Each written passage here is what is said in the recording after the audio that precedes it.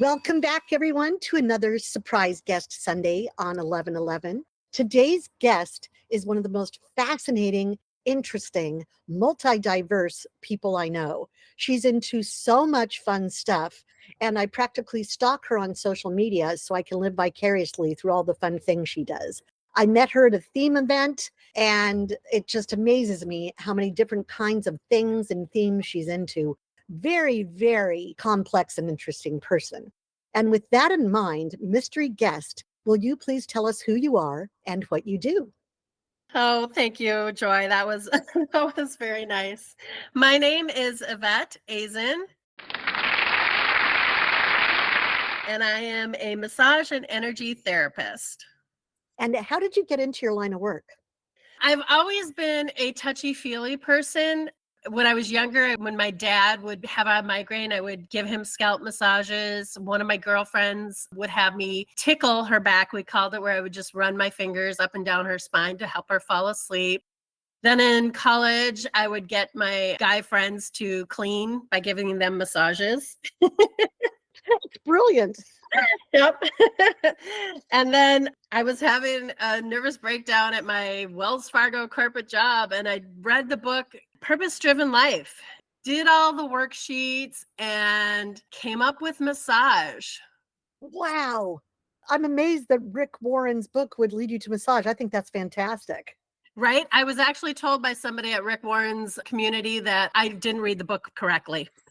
It's made my entire day. And you should have seen the look on my face when you mentioned Wells Fargo. I had no idea you had that background. So I'm already in shock. I learn something new about you all the time, which is great. What would you say are the most rewarding aspects of what you do? Oh, seeing the transformation of my clients when they get off the table from when they got on the table, whether it be pain-free, less pain, relaxation, it's always an amazing experience. Any examples you could give about like how somebody came in one way and then left another way? I would love to hear some examples. Yeah, one of my most profound experiences was a client who had been physically abused by her husband. And she had bruises on her face and she was traumatized. And we just did a Reiki session with some crystals for 2 hours. And afterwards, I kid you not, her face lit up, her eyes were brighter, her bruises were actually less profound. That is so heartwarming to me because having been through someone who experienced what you talked about, for me, the hardest part wasn't the bruises. It was the fact that someone who made a vow to love you would try to hurt you. And every time I would move and feel the physical pain, it wasn't that bugged me so much. It said it was breaking my heart all over again. And to think that what you did could have that kind of effect on someone to make their eyes brighter and I'm sure restore her smile again. You can't really pay for that. I know she probably paid you for it, but that's literally priceless what you did for her. Yes, it was priceless. She actually ended up getting a divorce, which I'm sure was like the hardest thing she's ever done in her life. And maybe the healthiest, who knows? Yeah, for sure the healthiest, 100%. Is there anything that surprised you in your work? Yes, the capacity that the body has to heal itself and that we don't give our bodies credit. Oh, yeah. Any examples you want to give of that? Yeah, I mean, when I tore my Achilles tendon, I said to myself, I'm not going to have surgery. I'm going to heal this. And I literally laid up on the couch for 3 weeks and worked a little and did Reiki, iced, Reiki, iced, Reiki. By the time I got to the doctor, they said, yeah, it's already reattached. You don't need surgery. There's nothing more we can do, just physical therapy and keep doing what you've been doing. Like Wow. they didn't understand it. So your vibe is ice, ice, Reiki. Oh, Yes. And the thought that I am going to pogo again at a concert. excellent. Yes, I say that's a good enough motivator right there. Right? Keep asking you about your work, but it's actually really multifaceted. So, can you tell us all the different kinds of things you do? Because you're involved in so many kinds of healing arts. Yes, I am. I do Reiki, I do pranic healing, I do healing touch, I do breath work, I use crystals, I use aroma touch, aromatherapies, and there's so many different types of massage that I've learned over the years, anywhere from just a deep tissue massage, quote unquote, but I like to call deep pressure is what most people want, which I don't do. I do a deep tissue where I ease into the muscle as opposed to bulldoze. Right, right. Craniosacral, myofascial release, pregnancy and post-pregnancy, sports massage. There's so many different aspects of what I do, and every single one of them has specific trainings. Do you have any favorites? I love pregnancy massage. I love it because I actually have conversations and energy with the babies, and it's amazing. I've had babies literally when I meet them in real life, they smile at me like they know who I am. Oh my gosh. Yeah, it's That's pretty profound. that's precious. hmm Is there anything that you've been checking into recently that's new for you? Well, I just got certified as a facilitator for breath work. I've always practiced breath work on my table, getting people to actually relax and breathe. But I've taken a facilitating class where now I can hold breath work classes and do different types of healing breath. It's all about healing, which is what I love. Every single thing you do is promoting wellness and making the body better than it already was. And others just really gratifying what you do. Oh, thank you. Are there any misconceptions about your work? Oh, yes. So many misconceptions. My favorite is people always want to know about the other type of massage, which I do not practice. We talking happy endings type Yeah. massage? Yeah. Oh, funny. Yeah. People always want to know if I've ever had any weird experiences. And the other thing is that people don't realize how taxing doing massage actually is. People are like, oh, well, can't you do 5 or 6 a day? And no, What? yeah, It's a workout. It's like going to the gym. it is a workout. Oh my It's God. mind, body, spirit. It is full on. And if you're not experiencing that, then you don't have a good therapist. That's a good way to put it.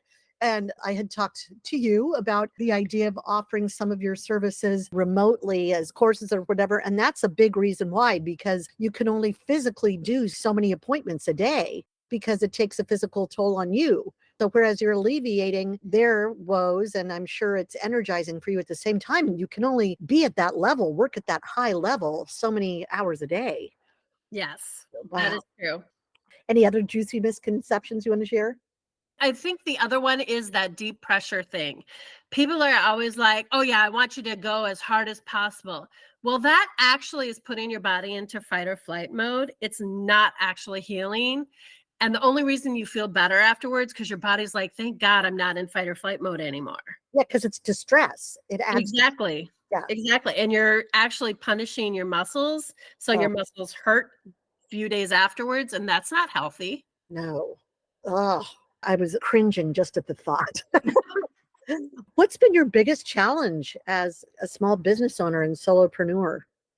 When it's slow, keeping my income at a level, the same level throughout the year. Slow times, if I want to take a vacation, if I want to take some time off, those are the biggest challenges, is making sure that I have the money and, saved up and ready to do things like that so that I can enjoy life too.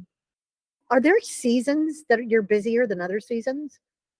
Yes, summer is usually my slowest season because everybody's on vacation and not available. And they're outside, especially like where I come from in Minnesota. Everybody's outside during summer. And in winter, everybody's indoors. So massage was always busier there. And it's very similar here too, even though we have summer 24/7, Right. 365 days a year. And tell everybody where you live.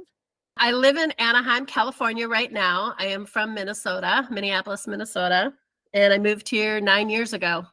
So you moved from the Twin Cities to Disneyland, basically. I did, yes.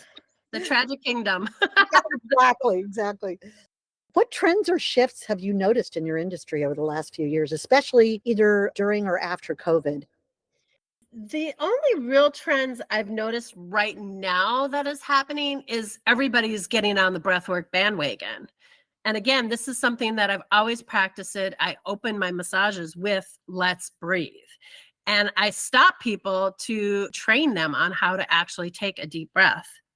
I'm thrilled that people are finally getting on that bandwagon because we all should have been there all along, you know? Exactly. Exactly. That's like our one superpower that we have control over, that we don't have control over.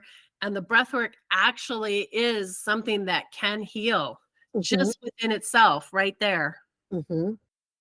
What is something you can share about yourself that people may not expect or might surprise them? This holistic, beautiful, loving soul loves horror. We'll come back to that when I ask this next one. Anything else you wanna share that might surprise people before we get to your favorite stories? I don't think I can share anything else on this PG. Okay. Oh, well, one of the things I was hoping you might share is not PG, so maybe we'll share that another time in another way. Okay. Okay, so then the next question was gonna be, tell me about your 3 favorite stories, whether they're movies, TV shows, books, anime, whatever it is. What are your favorites? Okay, my number one favorite TV show is The Walking Dead. And I knew that one. Woohoo! Yes, you did. I think everybody knows that Yes. one. Yeah. And it's funny because I'm like drudging through Fear the Walking Dead, right? So Uh, it's weird because I absolutely inhaled everything in The Walking Dead, but the Fear of the Walking Dead, I'm like, whatever.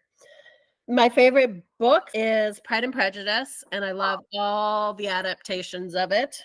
Right now, my favorite TV show is Bridgerton. I'm sure lots of people can concur with that. well, I love that you've got The Walking Dead and Bridgerton. That just shows how complex you are. That just makes my day. Any favorite movies? Oh, favorite movies. The 2 Dune movies have just floored how beautiful and incredible they have been. But my all-time favorite movies, probably Sid and Nancy. Oh, Gary Oldman. Oh my god. Yes, yes. Over Halloween, I just watched Dracula again just to get the glimpse of him in that top hat. With the sunglasses, with the coat. Oh my gosh.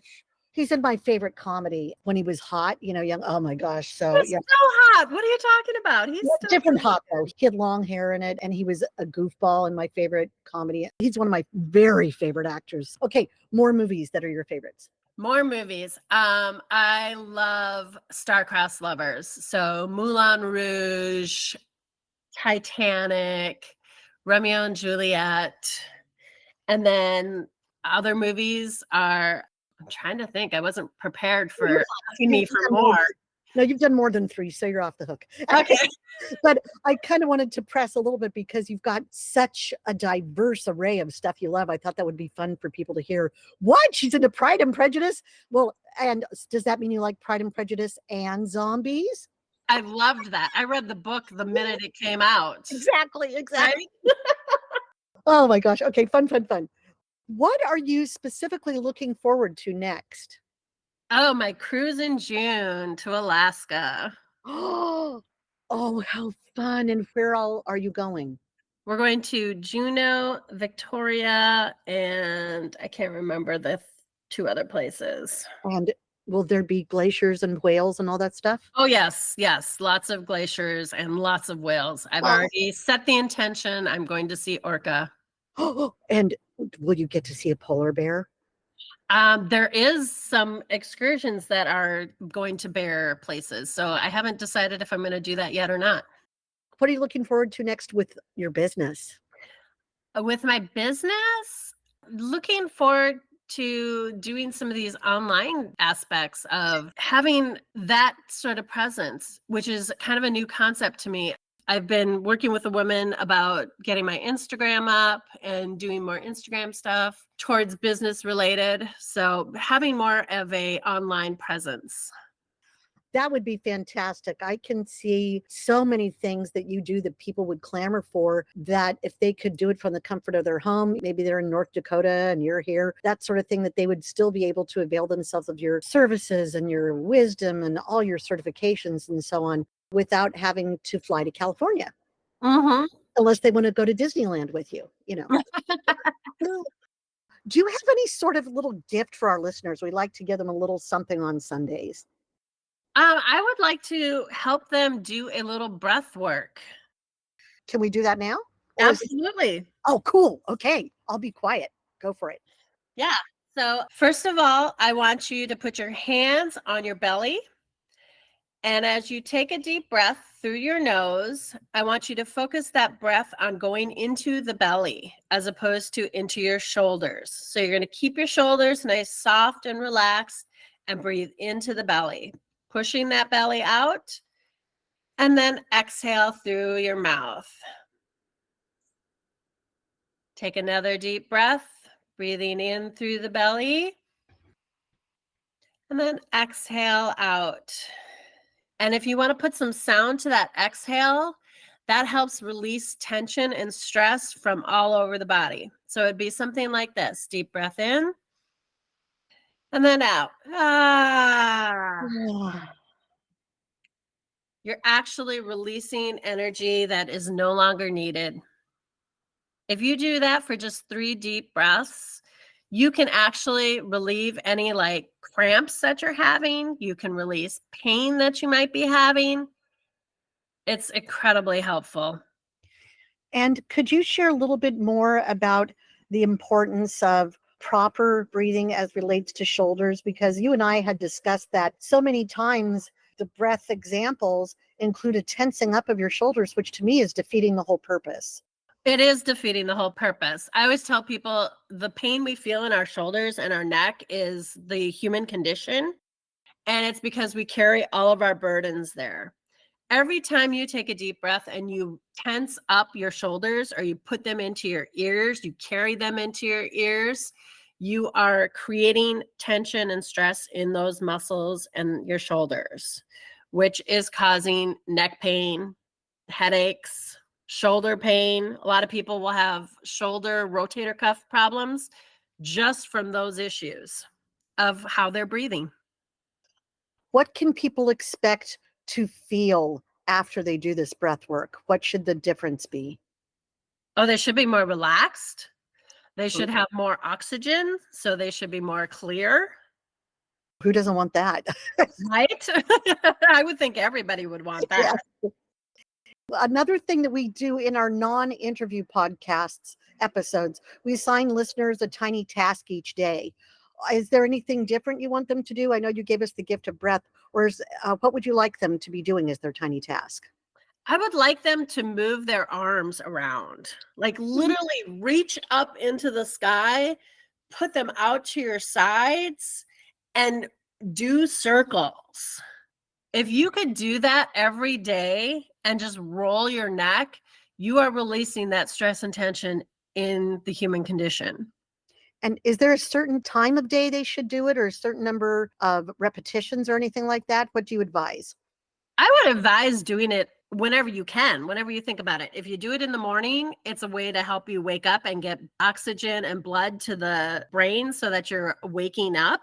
If you do it while you're sitting at a desk for long times, you're moving your body, you're releasing tension and stress. If you do it in the evening, you're relaxing your body, getting it ready for bed. There's no bad time to do this. That's fantastic. And again, the effects, the salubrious effects, are instant. Mm-hmm. Is there any advice that you would give to someone who isn't sure if any of these modes of treatment or healing are right for them? If they have trepidation for any reason, or if they think, oh, my brother-in-law, he can massage me, or Reiki is ridiculous because it's remote. What would you tell people who aren't sure about this, but they're thinking maybe this could help them? I would say definitely seek somebody out and have a treatment, because you're never going to know if you don't try it. I have a really good saying with my nieces about food, and I feel like it's the same thing for anything in life. Don't knock it before you try it. Yep, I think that's exactly right, because they might be missing out on something that could become a huge part of their life. I do hear that a lot. People are like, oh, I don't like to be touched. And I'm like, I'm really sorry, but you don't have to get a massage where you're being touched. You don't have to be touched when you're getting Reiki. You don't have to be your clothes off to get a craniosacral treatment. So there are different options if there is some trepidation.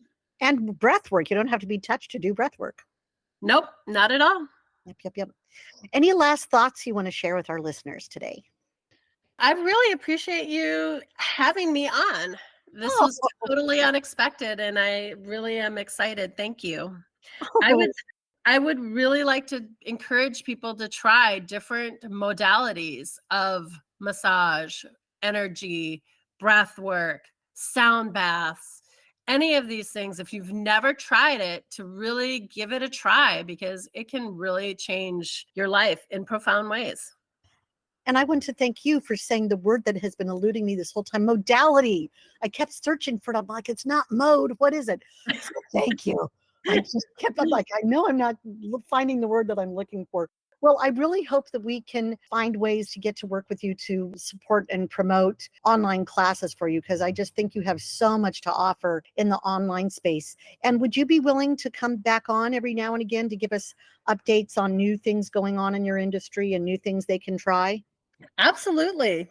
Yay, thank you. And I want to thank you for being such a great sport. I just sprung this on you. We had someone who had to drop out of the week that we specifically wrote around them, but now they're moving to another state. And, it's just stressful moving as it is, let alone to another state.